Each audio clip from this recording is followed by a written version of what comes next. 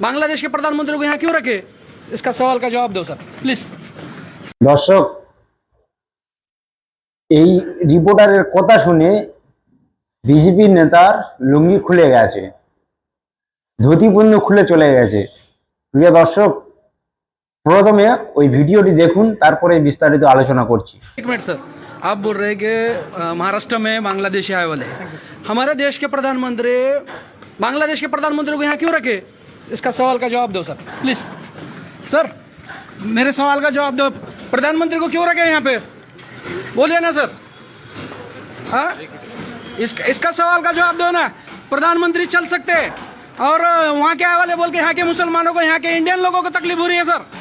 Sir मेरे को तुम क्या पकड़ा? अरे नहीं ठीक है, मेरे को क्यों पकड़ा तुम? जबरदस्ती नहीं कैसा नहीं जबरदस्ती। सुनो ओ सर, ठहरो मेरे सवाल का जवाब दो सर। अपने देश के लोगों को तकलीफ हो रही है कि नहीं सर? अरे एक मिनट सर, सर मैं अरे मैं मीडिया से क्या पूछ कर रहे? अपने देश के लोगों को तकलीफ हो रही है कि नहीं सर? ये ग्रेट सोमैया जो मुसलमानों को खास करके तकलीफ देने का काम चालू है। ठहरो भैया ठहरो सर, सर मैं बात कर रहा हूँ सर, ठहरो ठहरो। तुमचं काय ठीक आहे ना? तुमचं काय एक मिनिट और असं कसं का तुम्ही मीडियाला असं कसं करलं सर तुम्ही? मी का त्यांना करलं ना नाही, आपल्या देशाच्या प्रधानमंत्र्यांना बेनजरला का ठेवलं इथं? हाकलून लावा ना त्याला त्याच्या देशामध्ये। एक मिनिट सर, अरे थांबा ना, तिकडून या तुम्ही, थांबा ना, तुम्ही असं अग्रेसिव्हली करताय म्हणून म्हणताय. तुम्ही आमच्या ठीक आहे, त्यांचा विषय आहे का? नाही ज्यांनी कसं म्हणलंय मग हिरवा जिहाद ही थी त्यांनी म्हणलंय ना, तो ये थे ग्रेट सोमैया हमारे सवाल का जवाब नहीं दे सके नो, और पूरे महाराष्ट्र में फिर रहे ये महानगर पालिका, वो जन्म दाखले यानी नगर सेवक का काम ये काम कर रहे हैं इन्हों, नगर सेवक का काम ये काम कर रहे हैं, पूरे महाराष्ट्र के जन्म दाखले रद्द कर रहे हैं। और जो इलेक्शन के कमीशन से आम नागरिक हो या इंडियन के जनता के लोग हो, मतदान में जो रद्द हो रहा है, इसलिए इन्होंने सबके जन्म दाखले रद्द कर रहे हैं, क्योंकि यहाँ के भी महाराष्ट्र के भी लोगों के मतदान में नाम रद्द हो, ऐसा इनका प्लान है भारतीय जनता पार्टी का। देखते हैं आने वाले दिनों में और क्या होता है क्या नहीं। जय हिंद, जय महाराष्ट्र, अल्लाह हाफिज। প্রিয় দর্শক, বিজেপির নেতার কিন্তু ধুতি খুলে নিয়েছে। এই প্রশ্নটা করেছেন যিনি, ওনাকে স্যালুট জানাই। আজকের আমাদেরকে বাংলাদেশি বলে তোকমা লাগাচ্ছে, বাংলাদেশি মুসলমান সব বাংলাদেশি বলছে, সেটা আমি মানছি, কিন্তু এই যে শেখ হাসিনাকে যে আমাদের ভারতের সরকার যে রেখে দিয়েছে আমাদের ভারতে, ওইটা নিয়ে কিন্তু কোনো মাথা ব্যথা নাই। উনি কি আফগানিস্তানের লোক না পাকিস্তানের লোক? উনি তো হচ্ছে বাংলাদেশে। তাহলে শেখ হাসিনা নিয়ে যদি ওনার কোনো প্রবলেম না হয়, তাহলে বাংলার নিরীহ মুসলমানদের নিয়ে এতটা প্রবলেম কেন? এতটা প্রবলেম কেন? আসল কথা, এনারা মানুষের ধমকি চুমকি দিয়ে নিজের সিয়াসতকে ঠিক রাখার জন্য মানুষকে বোকাচোদা বানাচ্ছে, বাংলা ভাষায় মানুষকে বোকাচোদা বানাচ্ছে। আসল কথা, হিন্দু মুসলমান কিচ্ছু নয়, আমরা সব ভাই ভাই। আর বাকি এরা যারা সব এরা হিন্দু মুসলমান করছে, তারা হচ্ছে চুদির ভাই, যেটা আমি বাংলা ভাষায় বুঝি। প্রিয় দর্শক, হয়তো গালি দিয়ে একটা কথা বলছি, তবে যাদের খারাপ লাগে অবশ্যই আমার ফ্যান ফলোয়াররা, তাদেরকে বলছি আপনারা খারাপ মাইন্ডে নেবেন না।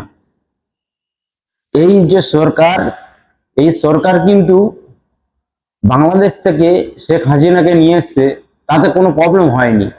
প্রবলেমটা কি? নিরীহ মানুষ আমাদেরকে চুতিয়া বানাচ্ছে, আপনাদেরকে চুতিয়া বানাচ্ছে। তাই বলছি, কেউ এদেরকে সাথ দিবেন না, কেউ এদেরকে সাথ দিবেন না। এরা কুরসি লেগে নিজের ইমান বেচে দিবে। এরা আসলে কোনো ধর্মের নয়, এরা হচ্ছে ভোট ব্যবসায়ী। এরা ধর্মকেও ব্যবসা করে খাচ্ছে। আসল কথা, এদের কোনো মানুষের প্রতি প্রেম নেই। যদি বা কোনো মানুষের প্রতি প্রেম থাকতো, যদি বা মানুষের কথা ভাবতেন এরা, তাহলে আজকের কিন্তু এই আমরা মোবাইল রিচার্জ করি, আপনারা দেখুন একটা মোবাইলের রিচার্জের প্রথমে ছিল কত প্রথমে 150 টাকার মধ্যে আপনি রিচার্জ করবেন 28 দিনের জন্য, ভালো একটা মানে সারা মাসটা কথা বলতে পারেন সবকিছু। কিন্তু তারপরে ধীরে ধীরে এখন 350, 400, 500 টাকার কমে রিচার্জ নাই। কারণ মানুষের উপকার করছে। আর রিচার্জটা করে কারা? সাধারণ গরিব মানুষ। সাধারণত এইটুকুই বুঝুন। আজকের আমাদের হিন্দু মুসলমানের মধ্যে বিভাজন বানিয়ে দিচ্ছে, দিয়ে সে যে আজকের রাজনীতি রুটি শেখার চেষ্টা করছে। তাই আমাদের সবাইকে এর প্রতি সতর্ক থাকা উচিত বলে মনে করি। এবং এইসব চুতিয়া চুতিয়া নেতাগুলো যারা এই বাংলার বুকে চেল্লায় যে ওরা এই করবে, ওরা তাই করবে, মুসলমান এসে আমাদের কেটে দেবে, মুসলমান এসে আমাদের করে দেবে, আসল কথা জুতো খুলবেন পায় আর ওসব সোয়ারদের মুখে মারবেন। আপনারা গ্রাম অঞ্চল থেকে শহরের সমস্ত জায়গা আমরা হিন্দু মুসলমান সব ভাই ভাই মিলেমিশে আছি। আর এই সোয়ার গুলো এসে আমাদের ভারতে যে আমাদের মধ্যে একটা দাঙ্গা বেঁধে দিয়ে এরা রাজনীতির ফায়দা লোটার চেষ্টা করছেন। আসল কথা এরা বুঝতে পারছেন না যে আমাদের ভারতের মধ্যে এতটা অশান্তি সৃষ্টি করে আমার ভারতটাকে আসল কথা এরা শেষ করার চেষ্টা করছে। এইসব সোয়াবদের কোথায় আপনারা কান দেবেন না। আপনাদেরকে অনুরোধ করে বলছি, এসব হচ্ছে একটা হারামজাদা। কার বাপের ঠিক নেই, কার মার ঠিক নেই, তারা ওই হিন্দু মুসলমান করছে। আজকের আমাদের কেউ গোলাম বানিয়েছিল ইংরেজেরা, তারপরে এইসব সুয়াররা এসে আজকে গোলাম বানানোর চেষ্টা করছে। আজকের মুসলমানদেরকে গোলাম বানিয়ে দিলে তারপরে দলিত আদিবাসী এরা তো সব পড়বে, খ্রিস্টান সব পড়বে।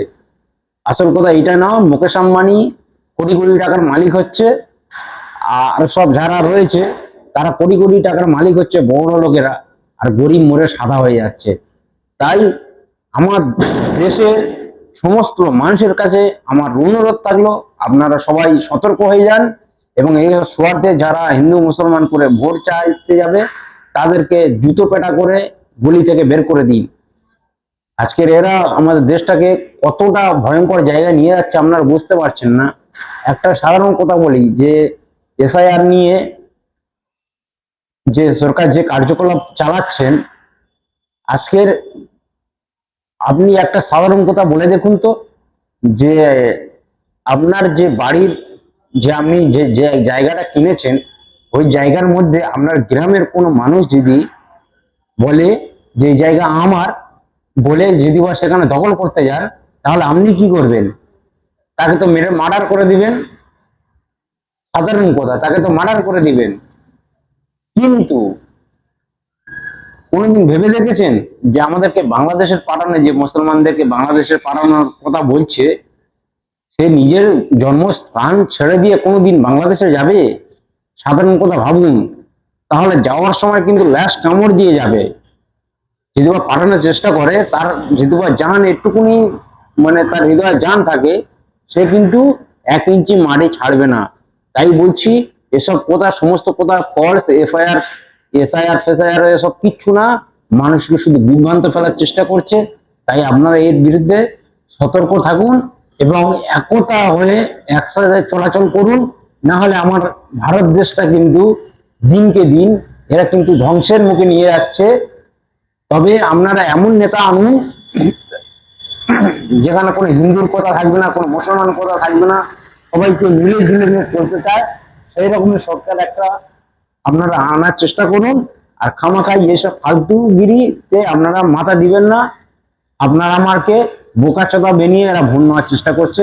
ভালো থাকবেন, সুস্থ থাকবেন। কারোর কোনো মনে ব্যথা দিয়ে থাকলে অবশ্যই মাফ করে দিবেন। ধন্যবাদ।